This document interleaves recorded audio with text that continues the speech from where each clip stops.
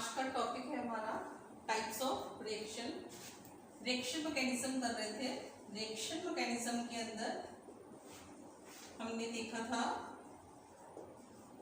कि समांश और विषमांश विखंडन के बारे में। समांश विखंडन जिसके अंदर जो इलेक्ट्रॉन युग्म है बराबर बराबर दोनों पार्ट्स के अंदर, दोनों एटम्स के अंदर डिवाइड हो जाता है, फ्री रेडिकल बनता है मुक्त मूलक। और दूसरे विषमांश विखंडन के हमने देखा था कि उसके अंदर या तो वो एक परमाणु के पास दोनों इलेक्ट्रॉन या दूसरे परमाणु के पास दोनों इलेक्ट्रॉन चले जाते हैं।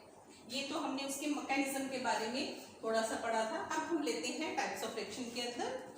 टाइप्स ऑफ रिएक्शन के अंदर जैसे पहले फर्स्ट आता है इसमें योगात्मक अभिक्रियाएं। ऐसी अभिक्रियाएं जिसके अंदर किसी भी अणु का परमाणु का जुड़ाव होता है उसको हम कहते हैं योगात्मक अभिक्रियाएं, एडिशन रिएक्शन। दूसरी है एलिमिनेशन रिएक्शन जिसके अंदर कोई भी एक मॉलिक्यूल या एक अणु या एक परमाणु उसमें से बाहर निकल जाता है, एडिशन कुछ भी नहीं होता, इसको हम कहते हैं एलिमिनेशन। थर्ड हमने आपको डेफिनेशन बताई थी इसके अंदर सब्स्टिट्यूशन रिएक्शन। प्रतिस्थापन अभिक्रियाएं। प्रतिस्थापन अभिक्रियाएं ऐसी अभिक्रियाएं जिनके अंदर एक अणु या परमाणु निकलेगा और उसकी जगह पर दूसरा अणु या परमाणु उसका स्थान ग्रहण कर लेगा। थर्ड आता है फोर्थ आता है जिसके अंदर हम कहते हैं कि ना तो उसके अंदर एडिशन होगा, ना उसके अंदर विलोपन होगा, ना ही उसके अंदर कोई अणु या परमाणु प्रतिस्थापित होगा।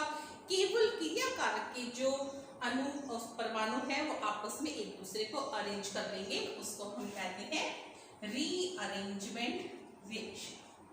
अब हम फर्स्ट लेते हैं वही योगात्मक अभिक्रियाएं। योगात्मक अभिक्रियाएं किसका करेक्टर है? मेनली करेक्टर है ये असंतृप्त यौगिकों का। असंतृप्त यौगिक जिनके अंदर डबल बॉन्ड या ट्रिपल बॉन्ड पाया जाता है। ये डबल या ट्रिपल बॉन्ड इसके अंदर चेंज हो जाएगा, सिंगल बॉन्ड के अंदर चेंज हो जाएगा। डबल बॉन्ड के अंदर एक सिग्मा बॉन्ड और एक पाई बॉन्ड, तब इसके अंदर जो ब्रेकडाउन होगा वो पाई बंध के अंदर होगा। एक पाई बंध टूटेगा और उसकी जगह पर दो सिग्मा बंध हमें प्राप्त हो जाएंगे। हमने क्या किया था? रिएक्शन क्या है?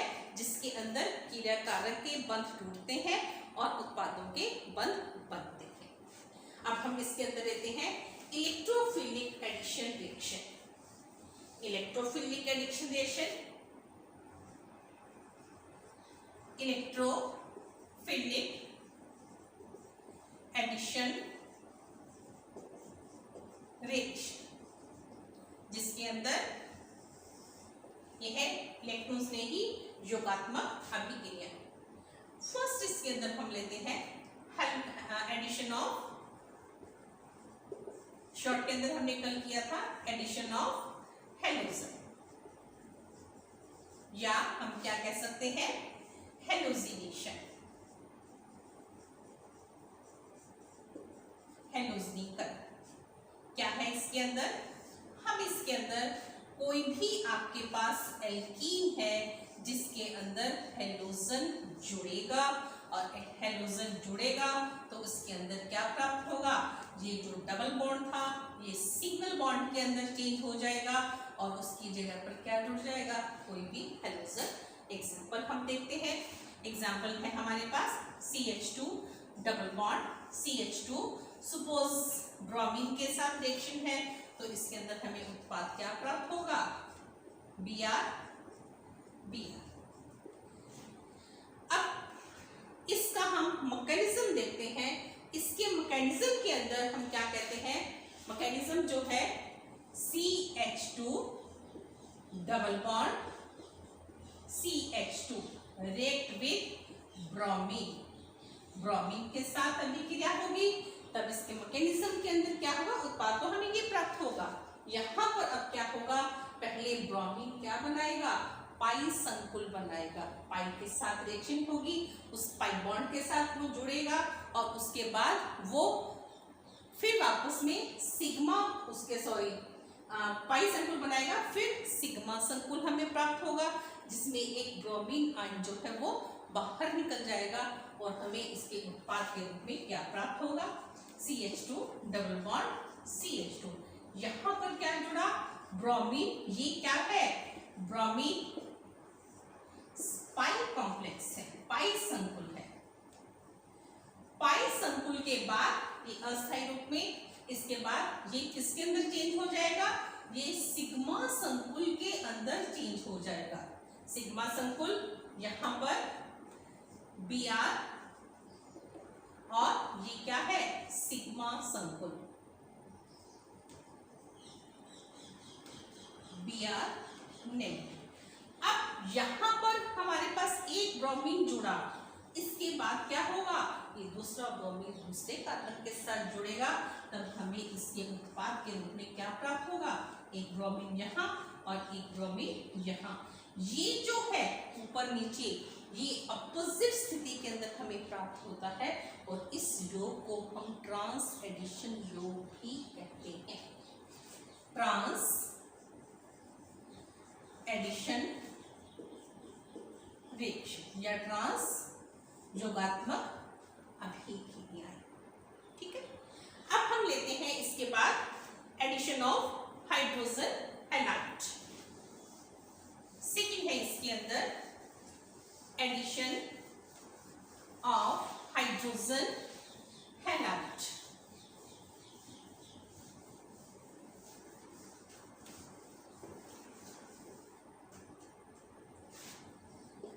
एडिशन of हाइड्रोजन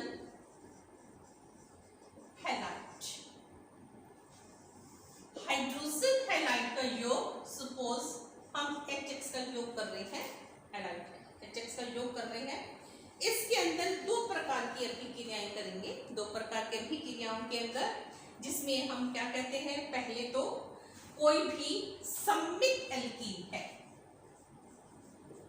सममित एल्कीन या सिमेट्रिकल एल्कीन और असममित एल्कीन। सममित एल्कीन, सममित एल्कीन का मतलब है जहां पर डबल बॉन्ड के साथ जो कार्बन है, इनके साथ जुड़े हुए जो ग्रुप हैं वो समान हो, उसको हम कहते हैं सममित एल्कीन। असममित एल्कीन जिसके अंदर हम कहते हैं कि इस डबल बॉन्ड के साथ जुड़े हुए कार्बन के साथ जुड़े जो समूह है वो अलग अलग हो, उसको हम कहते हैं असममित एल्कीन। असममित एल्कीन का एग्जांपल हम ये आगे हम डिटेल में स्टडी करते हैं। तो पहले हम लेते हैं सममित एल्कीन। सममित एल्कीन के अंदर सपोज हमारे पास CH2 का है और इसके साथ HX का योग कर रहे हैं। HX के योग के अंदर क्योंकि दोनों कार्बन की स्थिति समान है, यहाँ पर भी दो हाइड्रोजन है, यहाँ पर भी दो हाइड्रोजन है, कहीं भी आप H को जोड़ दो, कहीं भी आप X को जोड़ दो, वो समान रूप से रहेगा। जैसे CH3, यहाँ क्या जुड़ गया, CH3 और ये क्या जुड़ गया, CH2X। ठीक है, क्योंकि इसमें कोई परिवर्तन नहीं होता। इसी के साथ हम एग्जाम्पल लेते हैं 1 ब्यूटीन का। 1 ब्यूटीन, ब्यूटीन 2 3 और ये 4, ये है 1 2 3 4, 1 ब्यूटीन CH2 CH2 CH3। ठीक है, अब हम इसके अंदर एग्जाम्पल ले रहे हैं 1 ब्यूटीन का। ये एग्जाम्पल सममित एल्कीन का और लीजिए। सममित एल्कीन के अंदर suppose C double bond C CH3 CH3, ये एग्जाम्पल है हमारे पास। इसके अंदर भी आप कहीं भी जोड़ दो, बात कहीं की वही रहेगी। अब हम असममित एल्कीन के लिए हम बात करते हैं। असममित एल्कीन करने से पहले हम एक इसके अंदर नियम पढ़ते हैं। आपने 12th क्लास के अंदर भी पढ़ा हुआ है, मार्कोनिकॉफ का नियम। मार्कोनिकॉफ का नियम क्या कहता है, ये इस एडिशन से रिलेटेड चीज है। मार्कोनिकॉफ का नियम ये कहता है कि HX का जब योग होता है, इसमें ऋण विद्युतीय भाग उस कार्बन के साथ जुड़ता है जहां पर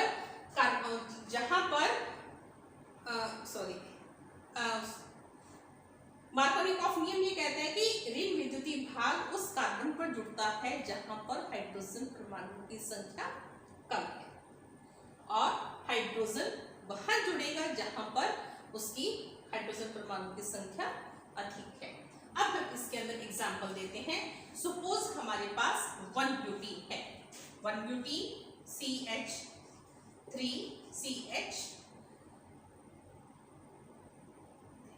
CH double bond CH2 1 2 3 4 1 butene. अब इसके अंदर हमारे पास उत्पाद क्या प्राप्त होगा? HX का योग कर देंगे, HI का योग कर दीजिए, HBr का कर दीजिए, कुछ भी कर दीजिए। सपोज HI का योग कर रहे हैं, तब इसके अंदर हमारे पास क्या प्राप्त होगा? CH3। HX के अंदर नियम क्या कह रहा है कि ऋण विद्युतीय भाग वहां पर जुड़ेगा जहां पर हाइड्रोजन परमाणुओं की संख्या कम है। यहाँ पर हम देख रहे हैं कि यहाँ पर हाइड्रोजन परमाणु की संख्या 1 है, यहाँ पर 2 है, तो यहाँ पर क्या जुड़ेगा? I जुड़ेगा और यहाँ पर क्या जुड़ेगा? H जुड़ेगा। तो क्या बनेगा हमारे पास? CH3 CH2 CH I and CH3। क्या नाम है? 1 2 3 4 2 आइडो ब्यूटेन। क्लियर? ये तो था सममित एल्कीन के लिए, ठीक है, और सममित एल्कीन के लिए, और ये किसके लिए है? असममित एल्कीन के लिए। इसका हमने पहले भी देखा था कि यहाँ पर जो है ये ऐसा क्यों हुआ है, इसकी हम स्टेबिलिटी पर लेते हैं। कौन सी चीज, कौन सा कैटायन, जैसे हमने कैटायन के अंदर किया था, कैटायन बनते हैं, एनायन बनते हैं, कार्बोकैटायन का किया था। कार्बोकैटायन क्या है? जिसके अंदर अधिक ऋण विद्युतीय भाग उसको इलेक्ट्रॉन युग्म को अपनी ओर आकर्षित कर लेता है। अब इसका जो मार्कोनिकॉफ है, इसका स्पष्टीकरण हमें उससे भी मिल सकता है कि इसकी स्टेबिलिटी क्या है। सपोज हमारे पास ये है CH2 CH double bond CH2, ये क्या है? प्रोपीन। प्रोपीन के अंदर अगर हम HBr का योग करते हैं, HBr का योग करते हैं, तब इसके अंदर 2 प्रकार के उत्पाद, स्पष्टीकरण देख रहे हैं कि मार्कोनिकॉफ का नियम सही है या नहीं। किसके आधार पर देखेंगे? स्टेबिलिटी के आधार पर देखेंगे। अब प्रोपीन है, प्रोपीन के अंदर हम जनरली यहाँ पर इसकी पॉसिबिलिटी देख लेते हैं कि यहाँ पर हम हाइड्रोजन जोड़ दें, यहाँ पर हम क्या जोड़ दें? Br जोड़ दें, तो क्या प्राप्त होगा हमें? CH2 CH3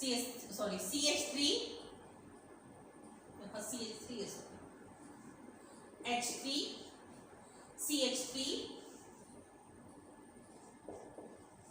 CH। सपोज यहाँ पर हम जोड़ रहे हैं H को और यहाँ पर हम किसको जोड़ रहे हैं? Br। ठीक है, दूसरी पॉसिबिलिटी क्या है? CH3, यहाँ पर हम किसको जोड़ दें? Br को, और यहाँ पर हम किसको जोड़ दें? H को जोड़ दें। ठीक है, दो ही पॉसिबिलिटी, हम दोनों पॉसिबिलिटी पर हम देखते हैं कि क्या होगा। यहाँ पर हमारे पास CH3, इसको अलग से देख लेते हैं, ये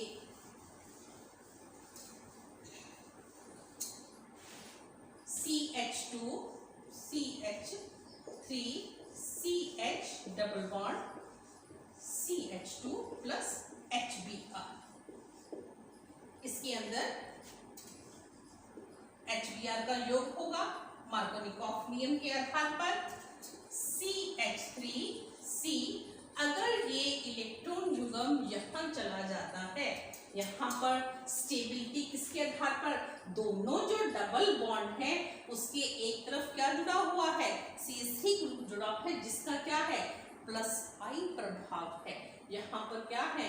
2 हाइड्रोजन है, तब हमारे पास क्या प्राप्त होगा? इलेक्ट्रॉन युग्म यहाँ चला गया तो यहाँ पर क्या हो जाएगा? इस पर पॉजिटिव चार्ज और यहाँ पर क्या आ जाएगा? Negative charge. तो यहाँ पर क्या जुड़ना चाहिए? HBr का यहाँ पर क्या जुड़ जाएगा, यहाँ ये क्या बना CH। ये जो कार्बोकैटायन हमें प्राप्त हुआ है, ये कार्बोकैटायन क्या है, ये सेकेंडरी कार्बोकैटायन है जो कि अधिक स्थायी है इससे प्राइमरी से। क्यों? क्योंकि यहां पर अगर आप इसको CH3 CH double bond CH2, अब इलेक्ट्रॉन युग्म को हम इस कार्बन पर लगा देते हैं, तब क्या होगा, यहां पर क्या आ जाएगा, प्लस HBr तो ऑलरेडी है ही है, तो यहां पर क्या आ जाएगा CH3 CH, यहां पर क्या नेगेटिव और ये क्या हो गया पॉजिटिव। तब यहां पर हमारे पास क्या बनेगा, अगर हम HBr को जोड़ते हैं तो यहाँ पर क्या जुड़ेगा Br, और यहाँ पर क्या जुड़ा H, ठीक है, और यहाँ पर क्या जुड़ेगा CH नेगेटिव पर हाइड्रोजन, और यहाँ पर क्या जुड़ेगा B। ये क्या बनेगा इसके अंदर 2 आइडो 1 2 ब्रोमो प्रोपेन, और ये क्या बना 1 ब्रोमो प्रोपेन। दोनों चीजें आ गई इसके अंदर कि यहाँ पर ये कार्बोकैटायन कौन सा है, सेकेंडरी कार्बोकैटायन है, और ये कौन सा है, ये प्राइमरी कार्बोकैटायन है। यहाँ पर देखिए इसके साथ एक कार्बन जुड़ा है, इसके साथ 2 कार्बन जुड़े हैं, सेकेंडरी प्राइमरी टर्शियरी आपने कर रखे हैं। सेकेंडरी के अंदर क्या होता है, जिस कार्बन के साथ जिस आयन के साथ दोनों तरफ कार्बन जुड़े हुए हो वो कार्बोकैटायन, 2 कार्बन जुड़े हो और एक के साथ एक कार्बन जुड़ा हो। तब यहाँ पर हमने पहले देखा था ये कौन सा स्टेबल है, सेकेंडरी स्टेबल है, किससे प्राइमरी से। दैट मींस इसका स्पष्टीकरण मिल जाता है मार्कोनिकॉफ का कि इसके अंदर हमें ये उत्पाद ही प्राप्त होगा, ये उत्पाद प्राप्त नहीं होगा। रिपीट कर रही हूं मैं यहाँ पर कि आपके पास क्या है, मार्कोनिकॉफ का नियम क्या कहता है, जहां पर ऋण विद्युतीय भाग है वहां पर जुड़ने वाला जो ऋण विद्युतीय भाग है वो कहाँ जुड़ेगा, जहां पर हाइड्रोजन परमाणु की संख्या कम है। और इसका स्पष्टीकरण हमने देख लिया। सममित के अंदर ये बात ठीक लगती है क्योंकि दोनों तरफ बराबर हैं, तो क्या होगा, कहीं भी H जुड़ जाएगा, कहीं भी X जुड़ जाएगा। और इसके अंदर असममित के अंदर वही मार्कोनिकॉफ का नियम आता है, जहां पर हमने क्या कहा, ऋण विद्युतीय भाग कहाँ जुड़ेगा, जहां पर हाइड्रोजन परमाणु की संख्या कम है। और इसका स्पष्टीकरण कर लिया हमने, प्रोपीन का एग्जाम्पल लिया है जिसके अंदर आप इसकी स्टेबिलिटी को देखते हो कि कौन सा कार्बोकैटायन बन रहा है, कार्बोकैटायन स्टेबल कौन सा है यहाँ पर, क्योंकि इसके तरफ प्लस आयन प्रभाव भी हम देख सकते हैं और इसके अंदर क्या है प्लस आयन प्रभाव, यहाँ पर जुड़ने वाला और उसकी तरफ जुड़ने वाला। तो दोनों चीजें क्लियर होगी, ये इसका स्पष्टीकरण मिल जाता है कि मार्कोनिकॉफ का नियम सही है। ठीक, थैंक यू। नेक्स्ट टॉपिक हम देखेंगे इसके अंदर टाइप्स ऑफ रिएक्शन के अंदर नेक्स्ट सेक्शन देखेंगे।